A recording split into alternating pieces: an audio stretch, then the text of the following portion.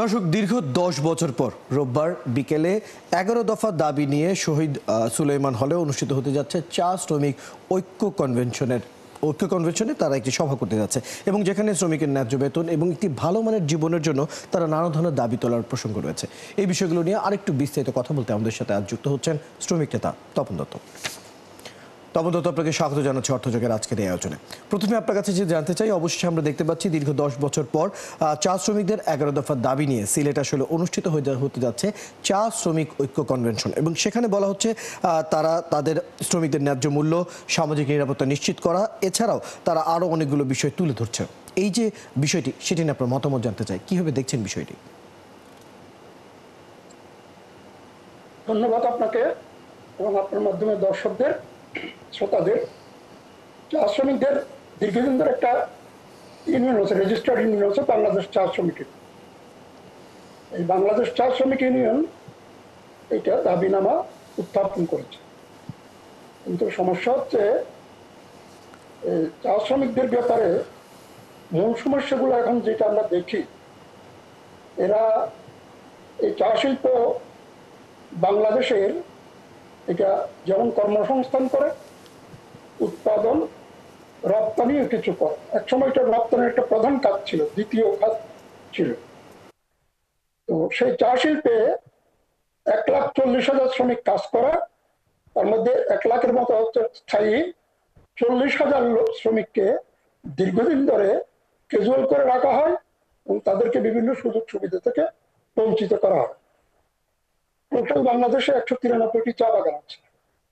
আর বাগানের এই যে ২০০ বছর ২০০ বছর আগে তাদের ভারতের বিভিন্ন প্রদেশ থেকে নিয়ে আসা হয়েছে, এই বাগানের বাইরে তারা আর কোনো সময় যেতে পারে না। এইটা হচ্ছে তাদের জন্য একটা বড় সমস্যা এবং তাদের এই ভূমির সমস্যা, বসত ভিটার সমস্যা, এইটা হচ্ছে একটা অন্যতম প্রধান সমস্যা। তারপরে তাদের যেহেতু নিজস্ব বসত ভিটা নাই, বাগানের অভ্যন্তরে কাজ করতে হয়। এক ধরনের যে স্বাধীন নাগরিক হিসাবে তাদের বাস চলাফেরা করাও কঠিন। চলাফেরা করতে পারে, কিন্তু এই সমস্যা হচ্ছে যাবে কোথায়? যে সে যদি অন্য জায়গায় চাকরি করে, তার পাশে বসত ভিটাটা চলে যাবে। সে যদি বাইরে কোথাও যায়, কোনো ঠিকানা থাকে না। ফলে এটা একটা বড় সমস্যা, ভূমির সমস্যার সমাধান এটা করা দরকার। এর বাইরে এখানে মজুরি অন্যান্য শ্রমিকদের তুলনায় একদম প্রচুর বৈষম্য। যেখানে আমাদের একজন গার্মেন্টস শ্রমিকদের এখন মতো মজুরি বেসিক সহ, আদার ইমলুমেন্ট সহ ১২,০০০ টাকার কাছাকাছি, সেখানে একজন চা শ্রমিক সর্বমোট পায় ১৭০ টাকা করে ৩০ দিনে, যা হিসাব সেইটা। আর তার সাথে কিছু সুবিধা আছে, সেটা হচ্ছে রেশনটা দেওয়া হয় সাবসিডি স্টেটে, কিন্তু এটা ঠিক মতো দেওয়া হয় না এবং ঘর বাড়িগুলো কোনো স্ট্যান্ডার্ড নাই, একটা কোনো রকম বানিয়ে থাকে। ফলে এদের যখন চাকরি চলে যায়, তার রিটায়ারমেন্টে যায়, তখন তারা বাধ্য হয় তার একটা সন্তানকে বা আত্মীয়কে চাকরি দিতে, অন্যথায় তার বসত ভিটাটা চলে যাবে। তপন দত্ত, আপনি আমাকে শুনতে পাচ্ছেন নিশ্চয়ই? আমি যেটা জানতে চাচ্ছিলাম, বেশ কিছু বিষয় আসলে আপনি তুলে ধরেছেন। আমরা যখন ন্যায্য বেতনের কথা বলি, বিশেষ করে চা শ্রমিকদের যখন ন্যায্য বেতনের কথা উঠে, ন্যূনতম মজুরির কথা উঠে, এই প্রশ্নগুলো সবসময় আলোচনায় আমরা করে গেছি। আসলে বাস্তবতার ক্ষেত্রে এগুলো কতটুকু কাজে এলো? ন্যূনতম মজুরি আমরা নির্ধারণ করে দেওয়ারও একটা পদক্ষেপ দেখেছিলাম। এখন তাদের জীবনমান আরও ঠিক করার জন্য নানা ধরনের নানা কথা নানা সময় হয়। আসলে কাজের কাজ কি কিছু হয়েছে? না, কাজের কাজ কিছু হয়নি।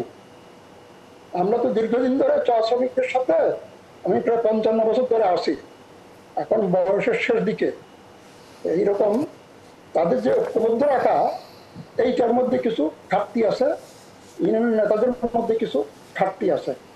তো ২০০৬ সালে একটা যে শ্রম আইন, সেখানে প্রচুর বৈষম্য, সিএল নাই তাদের। বার্ষিক ছুটি অন্য শ্রমিকদের 18 দিনে একদিন, ওদের 22 দিনে একদিন। তারপরে চিকিৎসা ব্যবস্থা অত্যন্ত নাজুক, যেটা মালিক দেওয়ার কথা পুরো পরিবারকে। তারপরে শিক্ষা ব্যবস্থা অত্যন্ত নাজুক। ফলে এখানে এই আর মজুরি বৈষম্য তো ৫,০০০ টাকা সারা মাসে, এটা বললাম। এগুলি হচ্ছে চা শ্রমিকদের জমির সমস্যা, ভিটার সমস্যা, শিক্ষা সমস্যা, চিকিৎসার সমস্যা, চাকরি পাওয়ার সমস্যা, চাকরি করার সমস্যা, সবগুলো মিলে আজকে একটা মানে ভিন দেশের জন্য বাসিন্দা এটা বাংলাদেশের অন্যান্য নাগরিকদের সাথে, অন্যান্য শ্রমিকদের সাথে এই বৈষম্য কোনো ক্রমে গ্রহণযোগ্য নয়। তপন তো আপনি কি মনে করেন এই যে বাধাগুলো আমরা যেটি বলছি যে তাদের ন্যায্য মূল্য নিয়ে অথবা সামাজিক নিরাপত্তা নিয়ে বা নিজস্ব ভিটা নিয়ে আসলে প্রধান বাধাটা কোথায়? কি কারণে এই কাজটা করা সম্ভব হচ্ছে না? তাদের ন্যায্য অধিকার দেওয়া কি কারণে সম্ভব হচ্ছে না? কোথায় আটকে গেছে?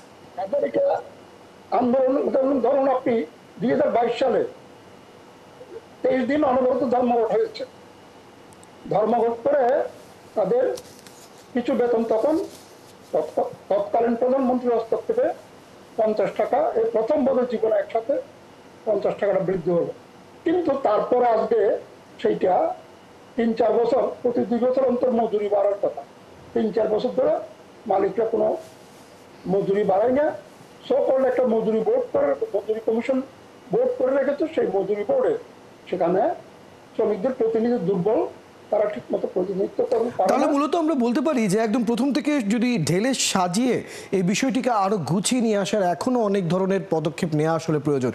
সেটি আমরা যারা এই বিষয়ে যারা সংশ্লিষ্ট রয়েছেন তাদেরও আসলে এই বিষয়ে আরেকটু মনোযোগী দিয়ে জোর দিয়ে আসলে কাজটা করার আসলে এখনই সঠিক সময় আমার কাছে মনে হয়। ধন্যবাদ তপন দত্ত, বেশ কিছু তথ্য আপনার কাছ থেকে আমরা জেনে নিলাম। ধন্যবাদ সময়টুকু দিয়ে আমাদের সাথে যুক্ত হওয়ার জন্য। দর্শক, আমাদের সাথে যুক্ত হয়েছিলেন শ্রমিক নেতা তপন দত্ত। কথা বলছিলাম বর্তমান সময় চা শ্রমিকদের তাদের জীবনের মান কতটা উন্নয়ন হয়েছে এবং তাদের ন্যায্য মূল্য নিয়ে বা ন্যায্য মজুরি নিয়ে যে প্রসঙ্গ সবসময় আলোচিত হয়ে থাকে সেটি আসলে কত দূর এগোলো সেই বিষয়গুলো নিয়ে আমরা কথা বলছিলাম।